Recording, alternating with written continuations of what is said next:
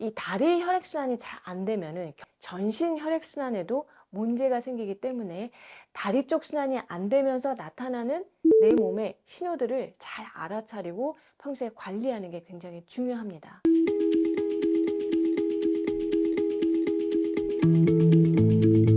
안녕하세요. 정세현 아이사 라이프 레시피 정나래입니다. 여러분, 심장이 어디에 있죠? 네, 바로 여기 가슴에 있죠. 우리 몸에는 이 심장 말고 또 다른 심장이 있는데요. 어디에 있냐면 바로 여기 아래 종아리에 있습니다. 종아리를 제2의 심장이라고 하는데요. 왜냐? 혈액이 어떻게 순환하는지를 알면 그 이유를 알 수가 있습니다. 자, 심장에서 나온 피가 동맥을 통해서 전신으로 갔다가 다시 정맥을 통해서 심장으로 되돌아와야 하는데, 정맥에는 심장과 같이 펌프 역할을 해주는 장기가 없어서 쭉쭉 뻗어나가는 힘이 약해요. 특히 다리에서 위로 올라가는 순환은 중력이 밑에서 이렇게 끌어당기고 있기 때문에 더 어렵고요. 그렇기 때문에 혈액순환이 가장 취약한 부분이 다리일 수밖에 없어요. 이 다리 혈액순환이 잘 안 되면은 결국에는 전신 혈액순환에도 문제가 생기기 때문에 다리 쪽 순환이 안 되면서 나타나는 내 몸의 신호들을 잘 알아차리고 평소에 관리하는 게 굉장히 중요합니다. 다리 혈액순환이 안 될 때 잘 나타나는 대표적인 7가지 증상이 있는데요. 자, 먼저 다리에 쥐가 잘 나는 증상이에요. 다리에 쥐가 난다는 것은 다리 근육에서 경련이 나는 것인데요. 혈액순환이 떨어져서 근육에 산소 공급이 제대로 되지 않으면 이 근육이 갑자기 수축하면서 경련이 발생하게 됩니다. 잘 때 쥐가 잘 나는 것도 가만히 누워있는 동안에는 제2의 심장인 종아리 근육이 수축, 이완하는 움직임이 거의 없기 때문에 혈액순환이 잘 되지가 않기 때문이에요. 다리 혈액순환이 안 되고 있다는 두 번째 신호가 있습니다. 바로 다리가 차갑고 시린 냉증이에요. 한여름인데도 발이 시리고 다리가 차가워서 고생하는 분들이 있는데요. 실제로 체열을 측정을 해보면 상체는 뜨거운데 이 하체는 온도가 떨어져 있는 경우가 많습니다. 피는 따뜻한 물이잖아요. 발끝, 말초 혈관까지 따뜻한 혈액이 충분히 흐르지 못하면 다른 부위에 비해서 차가워질 수밖에 없고요. 한의학에서는 특히 가슴 위로는 열이 많고 다리가 차가운 이런 불균형 상태를 상열 하한증이라고 해요. 다리 혈액순환이 안 되고 있다는 세 번째 신호는 다리가 천근만근 무거운 증상입니다. 다리가 무거울 뿐만 아니라 뻐근하고 또 자려고 누웠는데 다리가 너무 저리고 아파서 잠을 잘 못 자는 경우도 있죠. 어떤 환자분이 이런 질문을 하시더라고요.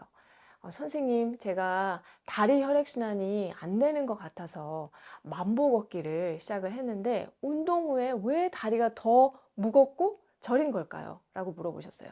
자, 그 이유는 운동할 때 종아리 근육으로 혈액을 많이 보내주잖아요. 다리 쪽으로 혈액이 많이 갔어요. 그럼 이 혈액이 다시 올라와야 하는데 정맥순환이 잘 안 되다 보니까 올라가는 순환이 약하기 때문입니다. 그래서 이런 분들은요, 무작정 오래 걷는 것보다는 종아리 근육을 건강하게 하는 운동과 마사지가 따로 필요한데요. 이따가 제가 바로 알려드릴게요.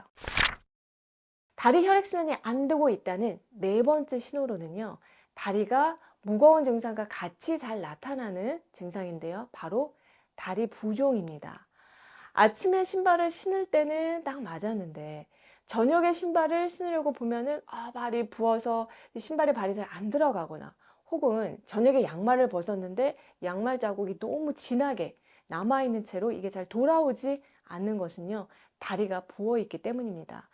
심한 경우에는 이 발목 주변을 손가락으로 눌렀는데 함몰이 되었다가 이렇게 손을 떼면 이게 금방 돌아와야 되잖아요. 그런데 이 움푹 파인 모양이 그냥 그대로 남아있을 수도 있어요. 부종은 콩팥이 나빠도 생길 수가 있는데, 보통 콩팥 기능 저하나 또 다른 이유로 몸이 붓게 되면은 얼굴이나 손, 발도 같이 붓는 경우가 많고요. 심장이나 다리 혈액순환에 문제가 안 돼서 부종이 나타나는 경우에는 주로 하지 부종으로 나타나는 것이 특징입니다. 다리 혈액순환이 안 되고 있다는 다섯 번째 신호는요, 발 뒤꿈치 각질이에요. 여름에는 양말을 신지 않을 때가 많은데 이 발 뒤꿈치 피부가 유난히 거칠고 갈라지고 두꺼운 각질이 하얗게 보이는 분들이 있습니다. 자, 원래 피부에는 피부를 보호하는 각질층이 있어요. 그런데 오래된 각질은 떨어져 나가고 다시 피부 재생이 이루어지는 이 사이클이 원활해야 하는데 다리 쪽으로 혈액순환이 원활하지 못하면은 이 피부 재생 사이클도 느려지면서 특히 심장에서 가장 멀리 떨어지고 또 몸무게의 부하를 많이 받는 이 발 뒤꿈치 부분에 각질층이 두껍게 쌓이게 되고요. 자, 그리고 또 다른 신호로는 멍이 잘 드는 증상이 있습니다. 넘어지거나 부딪힌 기억도 없는데 종종 다리에 멍이 들어 있어서 이거 왜 이러지? 하고 놀랄 때가 있는데 이런 경우가 자주 있다면 이것은 혈관이 약해서 어디에 그냥 살짝만 탁 닿았는데 터지면서 멍이 드는 것이에요. 자, 그만큼 정맥이 약해져 있다는 뜻이고요.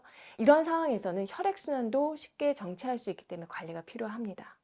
자, 마지막으로 다리 혈액순환이 안 되면 다리에 힘이 빠지게 돼요.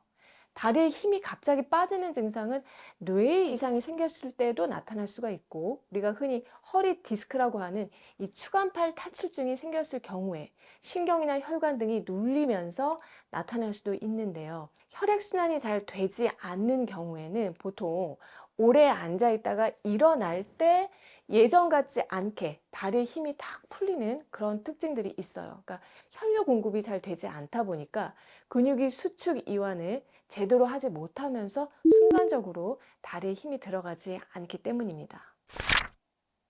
지금까지 말씀드린 7가지 증상을 다시 한번 정리해보면, 자, 첫째, 다리에 쥐가 잘 나고, 둘째, 다리가 차갑고 시리고, 셋째, 다리가 천근만근 무겁고 저리고 아픈 통증, 넷째, 다리가 자주 붓고, 다섯 번째, 발 뒤꿈치에 각질이 심하고, 여섯 번째, 다리 멍이 잘 들거나, 일곱 번째, 다리에 힘이 축 빠지는 이런 증상들이 자주 나타나거나 여러 가지 신호들이 같이 나타난다면 여러분 방치하시면 안 되고요. 하체 순환을 위해서 관리를 잘 하셔야 하는데요. 평소에 다리 순환을 너무나 방해해서 하면 안 되는 최악의 습관 2가지부터 알려드릴게요. 자, 한 가지는 오래 앉아있는 습관입니다. 미국 미주리대의 연구 결과에 따르면 앉은 자세로 1시간이 지났을 때 이 체중과 중력에 의해서 혈관이 압박되면서 혈액순환이 떨어지기 시작을 하고요. 3시간이 지난 후부터는 상체 혈관 이 기능 역시 떨어지는 것으로 나타났어요. 그러니까 하체뿐만 아니라 상체 순환도 문제가 되는 거죠. 그래서 오랫동안 공부를 하거나 일을 해야 한다 하더라도 1시간에 한 번 정도는 일어나서 스트레칭을 하거나 조금 걸어서 이 하체에 몰린 혈액이 다시 위쪽으로 갈 수 있게 제2의 심장이 움직여줘야 합니다. 또 다른 최악의 습관은요, 다리를 꼬고 하는 습관이에요. 다리를 꼬게 되면은 이 좌우에 골반이 틀어지고요, 혈관이 눌리면서 혈액순환이 막히기 때문에 바른 자세로 앉는 것이 중요한데요.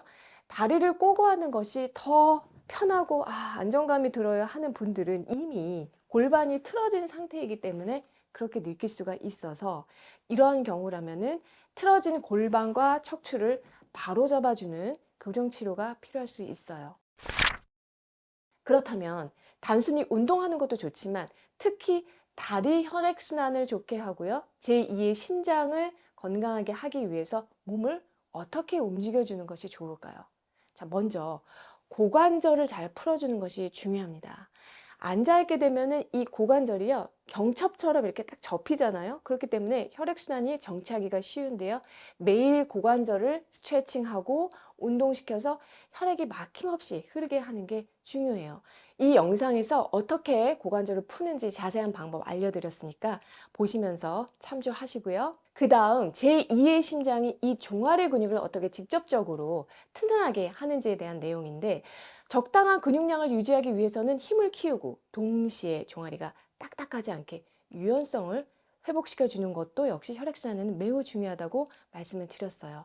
자, 많은 분들이 잘 알고 계시는 발 뒤꿈치 들기 운동이요, 종아리 근육의 힘을 길러주는 운동인데요. 종아리 근육은 사실 겉으로 보이는 비복근 한 개만 있는 것이 아니라 속근육이 가자미근이라고 있어요.